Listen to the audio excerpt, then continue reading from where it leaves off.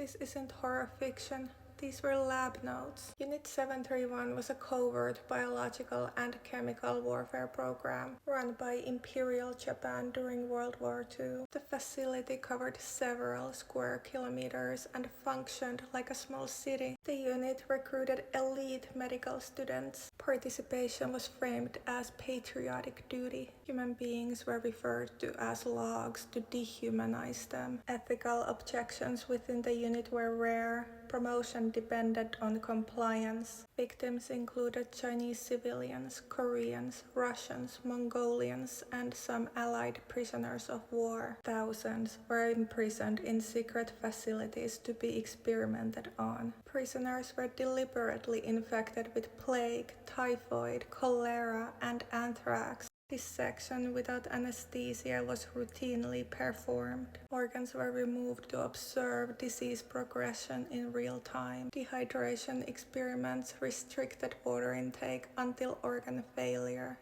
Pressure chambers simulated extreme altitudes. Subjects' eyes sometimes burst due to pressure changes. Flamethrowers were tested on bound subjects. Limbs were amputated and reattached on opposite sides of the body to study blood loss and nerve function. Limbs were frozen solid, then shattered to study frostbite treatments. Chemical weapons were tested on live subjects using gas chambers and open-air exposure. Sexual violence was systemic, not incidental. Pregnant women were experimented on to observe vertical disease transmission. Children were not exempt. Infants born in captivity were experimented on as well. Death rates were considered metrics of success. Some experiments failed due to uncontrollable spread. At the end of the war, facilities were destroyed to erase evidence. Remaining prisoners were executed to leave no witnesses. No public trials were held in Japan for Unit 731's crimes. The United States granted immunity to many Unit 731 scientists. In exchange, the